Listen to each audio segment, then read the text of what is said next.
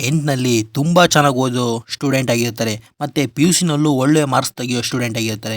ಆದ್ರೆ suddenly DMLT exam ಬರೆದು result ಬಂದ್ಮೇಲೆ ಅವರು ಇಂಥ ಒಂದು ಶಾಕಿಂಗ್ ವಿಚಾರನ ನೋಡ್ತಾರೆ ಅಂತಂದ್ರೆ ಅವರು ಡೈರೆಕ್ಟ್ ಫೇಲ್ ಆಗಿರ್ತಾರೆ. ಇಲ್ಲ ಕೆಲವೊಂದ್ಸತಿ ತುಂಬಾನೇ ಕಮ್ಮಿ ಮಾರ್ಕ್ಸ್ ಬಂದಿರುತ್ತೆ, ಜಸ್ಟ್ ಪಾಸ್ ಆಗಿರ್ತಾರೆ. ಆದ್ರೆ ಅವರು ಎಕ್ಸಾಮ್ ಅಲ್ಲಿ ತುಂಬಾ ಚೆನ್ನಾಗಿ ಓದಿ ಪೇಜ್ ಗಟ್ಟಲೆ ಆನ್ಸರ್ ಬರೆದಿರ್ತಾರೆ, ಆದ್ರೂ ಅವರಿಗೆ ಕರೆಕ್ಟ್ ಆಗಿರೋ ಮಾರ್ಕ್ಸ್ ಕೊಡಲ್ಲ.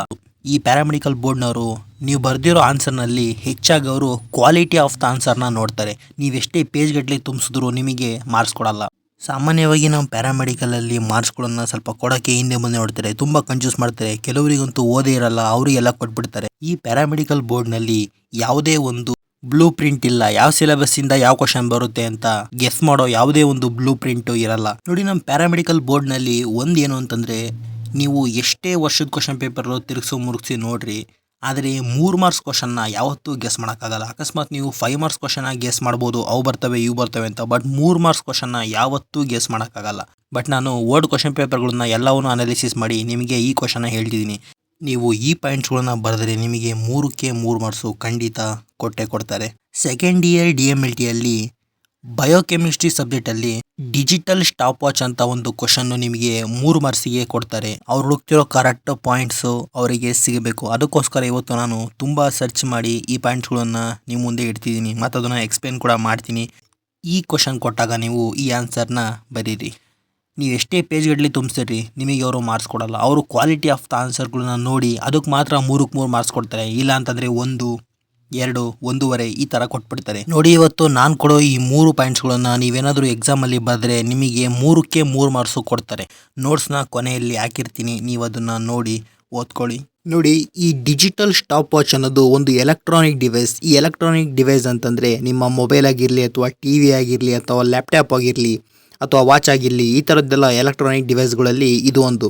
ಇದನ್ನು ಸಾಮಾನ್ಯವಾಗಿ ಟೈಮ್ನ ರೆಕಾರ್ಡ್ ಮಾಡ್ಕೊಳಕ್ಕೆ ಯೂಸ್ ಮಾಡ್ತಾರೆ. ಅಂದರೆ ಅಕ್ಯುರೇಟ್ ಟೈಮ್ನ ರೆಕಾರ್ಡ್ ಮಾಡ್ಕೊಳಕ್ಕೆ ಯೂಸ್ ಮಾಡ್ತಾರೆ. ಇದರಿಂದ ಅವರು ಟೆಸ್ಟ್ಗಳನ್ನ ಮಾಡೋಕ್ಕೆ ತುಂಬ ಹೆಲ್ಪ್ ಆಗುತ್ತೆ. ಹೇಗೆ ಅಂತಂದರೆ, ಈ ಶುಗರ್ ಟೆಸ್ಟ್ ಮಾಡಬೇಕಾದ್ರೆ ಅವರು ಸ್ಯಾಂಪಲ್ನ ಹಾಕಿಟ್ಟಿರ್ತಾರೆ. ಕರೆಕ್ಟಾಗಿ 10 ನಿಮಿಷ ಆದಮೇಲೆ ಆ ಸ್ಯಾಂಪಲ್ನ ಮಷಿನ್ಗೆ ಕೊಡಬೇಕಾಗಿರುತ್ತೆ. ಮಷೀನು ಸಕ್ ಮಾಡುತ್ತೆ. ಅದಕ್ಕೆ ಅವರು 10 ನಿಮಿಷ ಅಲಾರಾಮ್ ಟೈಮ್ ಇಟ್ಟಿರ್ತಾರೆ. 10 ನಿಮಿಷ ಆದಮೇಲೆ ಅದು ಸೌಂಡ್ ಮಾಡೋಕ್ಕೆ ಶುರು ಮಾಡುತ್ತೆ. ಆವಾಗ ಇವರು ಹೋಗಿ ಆ ಟೈಮ್ನ ಆಫ್ ಮಾಡ್ತಾರೆ. ಆಫ್ ಮಾಡಿ ತಮ್ಮ ಟೆಸ್ಟ್ನ ಮಷೀನಿಗೆ ಹೋಗಿ ಹಾಕ್ತಾರೆ. ನೋಡಿ, ಈ ಸ್ಟಾಪ್ ವಾಚ್ ಒಳಗೆ ಒಂದು ಸಣ್ಣ ಪೀಸು ಕ್ವಾರ್ಟ್ಸ್ ಅಂತ ಅಟ್ಯಾಚ್ ಮಾಡಿರ್ತಾರೆ. ಇದರಿಂದ ಏನಾಗುತ್ತೆ ಅಂತಂದರೆ, ಯಾವಾಗ ಕರೆಂಟು ಒಳಗೋಗುತ್ತೋ ಅದು ವೈಬ್ರೇಟ್ ಆಗುತ್ತೆ. ಯಾವಾಗ ಕರೆಂಟ್ ಹೋಗಿ ಆ ಕ್ವಾರ್ಟ್ಸ್ಗೆ ಟಚ್ ಆಗುತ್ತೋ ಆವಾಗ ಇದು ವೈಬ್ರೇಟ್ ಆಗುತ್ತೆ. ಆ ವೈಬ್ರೇಟಿಂದ ಎಕ್ಸಾಕ್ಟ್ ಟೈಮ್ನ ಇದು ರೆಕಾರ್ಡ್ ಮಾಡ್ಕೊಳುತ್ತೆ. ಈ ಮಿಲಿ ಸೆಕೆಂಡ್ಸ್ನು ಕೂಡ ಇದು ಕರೆಕ್ಟಾಗಿ ಅಕ್ಯುರೇಟಾಗಿ ರೆಕಾರ್ಡ್ ಮಾಡ್ಕೊಳುತ್ತೆ. ನೋಡಿ, ಇದ್ರ ಡಿಸ್ಪ್ಲೇ ಮೇಲೆ ಇದು ಎಷ್ಟು ಗಂಟೆ ಮತ್ತು ಎಷ್ಟು ನಿಮಿಷ ಮತ್ತು ಎಷ್ಟು ಸೆಕೆಂಡ್ಸು ಮತ್ತು ಎಷ್ಟು ಮಿಲಿ ಸೆಕೆಂಡ್ಸ್ ಅಂತಲೂ ಕೂಡ ತೋರಿಸುತ್ತೆ.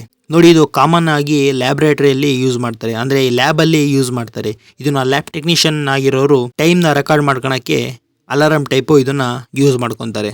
ಯಾಕಂತಂದರೆ ಅವರಿಗೆ ಎಕ್ಸಾಕ್ಟ್ ಆ ರಿಯಾಕ್ಷನ್ ಟೈಮು ಮತ್ತು ಎನ್ಸೈಮ್ ಆ್ಯಕ್ಟಿವಿಟೀಸು ಬೇಕಾಗಿರುತ್ತೆ. ಅದರ ಜೊತೆಗೆ ಈ ಇನ್ಕ್ಯುಬೇಷನ್ ಪೀರಿಯಡ್ ಕೂಡ ಬೇಕಾಗಿರುತ್ತೆ. ಈ ರಿಯಾಕ್ಷನ್ ಟೈಮ್ ಅಂತಂದರೆ ಅವರಿಗೆ ಎಕ್ಸಾಕ್ಟಾಗಿ ಬ್ಲಡ್ ಕ್ಲಾಟ್ ಆಗೋ ಟೈಮ್ ಬೇಕಾಗಿರುತ್ತೆ.